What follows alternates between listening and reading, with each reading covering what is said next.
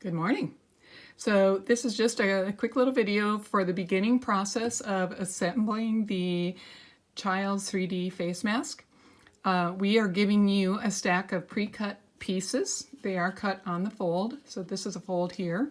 This is going to be the side we're going to leave an opening for turning. Now, if you look at the online video for this process, they leave these two ends open. The reason we're not going to do that is because when you do later on, you have to do a teeny tiny fold and then fold it one more time to make your channel. This tiny fold is difficult and it ends up getting too big, and then the face mask gets really narrow across the face. So this is a hack that I've come up with, and I think it's working quite nicely. Now, if you wanted to really help yourself, you would identify matching turn points from side to side. This will really help.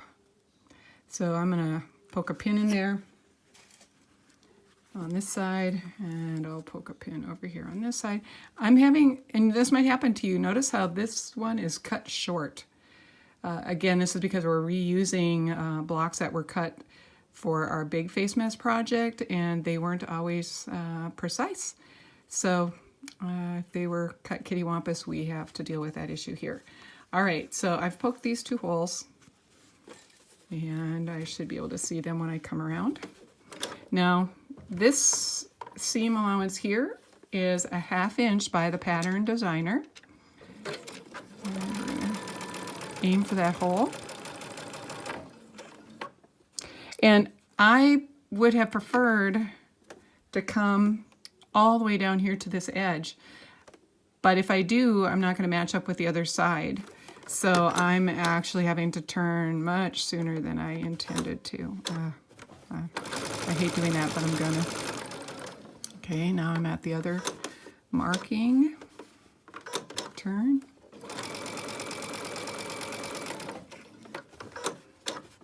Now, here's where we're going to only go a little ways and then backstitch.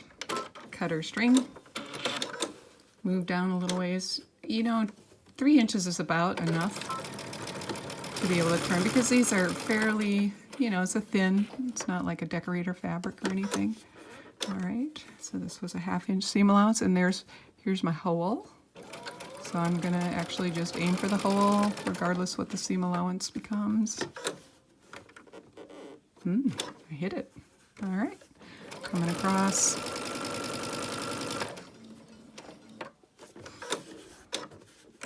Finishing off. And now you can do these in chain feed fashion. Let's see if I can find two where I can actually get much further down the road.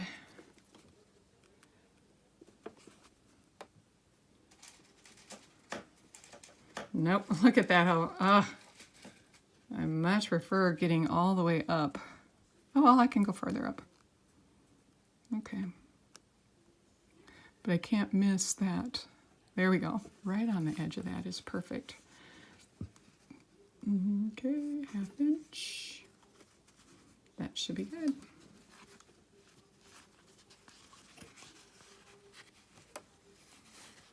The trick is still being able to see that little pinhole.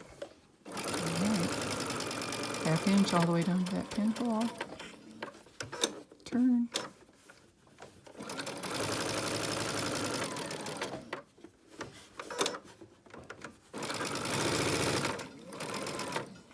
On the open side, I tend to just use the edge of my foot for my seam allowance. That probably makes this side just a little bit wider than the other. But the other was cut on a fold, so actually maybe the side's a little bit narrower. I don't know. I guess I could scientifically figure it out, couldn't I? Now remember, I'm aiming for the hole, so my seam allowance may shift. My hole's over here.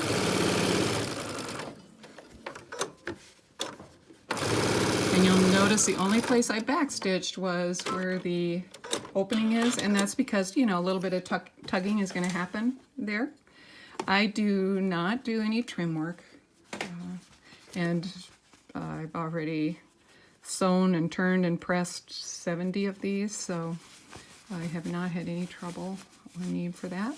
So turning, and then I am finding that it's helpful to use a bamboo skewer. This one happened to come in a pack of polyfill stuffing, so it has a nice flat end on it. If you're using chopsticks, I'm going to recommend you use the flat end of it, not the pokey end. Okay, and then you can see I'm just kind of running it all the way around, getting those corners. And if you don't get these corners fully turned out, it actually is going to change the size of your flaps. So it is important. When I do the ironing, I try to watch for that and then use a pin to finish pulling these corners all the way out. Get them really good. I think you possibly could get by not having to iron, but they come out so nicely, and truthfully, you know, if you take your little portable ironing station and set it up by your TV, you can watch a good movie. And then the sewing, the final sewing stage, you know, here it's all puffy. This is pressed. This one's just so much easier to work with than this one. So, you know, everybody has their own style, and I'm okay. You do it whatever way you want to, as long as you get a good outcome, a really nice symmetrical face mask. That's key. All right, thank you.